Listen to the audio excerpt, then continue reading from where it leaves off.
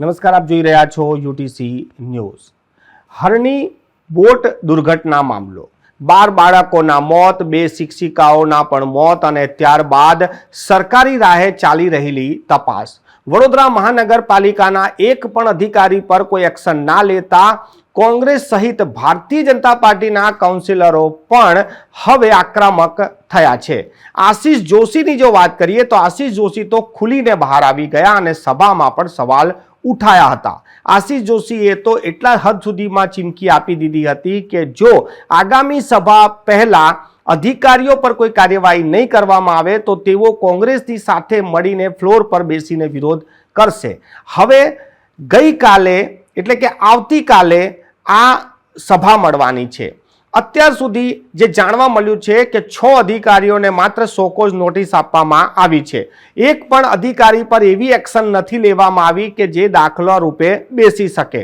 હવે આશિષ જોશી શું કરશે, જે વાત તેમણે કીધી હતી, શું તેમની પર એ કાયમ રહેશે? તેમની સાથે વાતચીત કરવા માટે સીધા આપણી સાથે ફોન લાઈન પર જોડાઈ ગયા છે આશિષ જોશી। જી આશિષભાઈ, તમારું ખૂબ ખૂબ સ્વાગત છે યુટીસી ન્યૂઝમાં। મારો સવાલ છે કે ગત સભામાં આપે એક વાત કહી હતી કે આગામી સભા સુધી જો અધિકારીઓ પર કોઈ કાર્યવાહી નહીં થાય તો તમે પણ ફ્લોર પર બેસીને વિરોધ કરશો। હવે કાલે સભા છે, 24 કલાક થી પણ ઓછો સમય છે, અત્યારે શું સ્ટેન્ડ છે તમારો? કાલે જે સભા છે કાલ સુધીમાં જો કોઈ એક્શન નહીં લેવાયો તો જે બોલ્યા છે આ પર અમે કાયમ છીએ। આશિષભાઈ, તમે જે રીતે વિરોધ કરી રહ્યા છો, તમારી જે પાર્ટીની સરકાર છે, શું તમારી સાથે કોઈ પાર્ટી લેવલ પર વાત થઈ છે ડેમેજ કંટ્રોલ કરવાની કે તમને આશ્વાસન આપવાની? કોઈ વાત મારી સાથે નથી થઈ।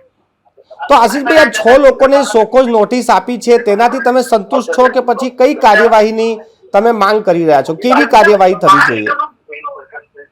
શોકોઝ નોટિસનો કોઈ મતલબ રહેતો નથી। અગાઉ પણ નોટિસ વગર જ કોર્પોરેશનમાં આનાથી ગંભીર ગુનો તો કોઈ છે જ નહીં, પણ આના પહેલા સામાન્ય પાણીની બાબત હોય કે બીજા ઘણા બધા વિષયો પર વગર શોકોઝ નોટિસે આપણે સસ્પેન્ડ કરેલા છે અધિકારીઓને। શોકોઝ નોટિસ આપવાનું મને સમજ નથી।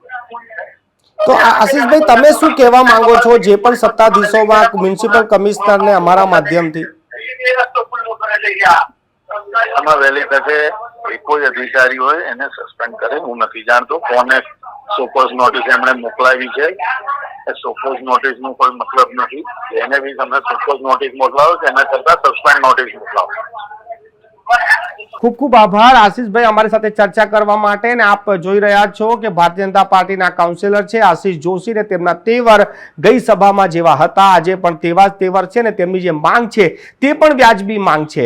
જો કોન્ટ્રાક્ટરો પર કાર્યવાહી થઈ શકતી હોય તો વડોદરા મહાનગરપાલિકાના જવાબદાર અધિકારીઓ પર કાર્યવાહી કેમ ના થાય તે તેમની માંગ છે। શોકોઝ નોટિસ નહીં પરંતુ સસ્પેન્શન લેટર આપવા જોઈએ તેવી વાત આશિષ જોશી કરી રહ્યા છે।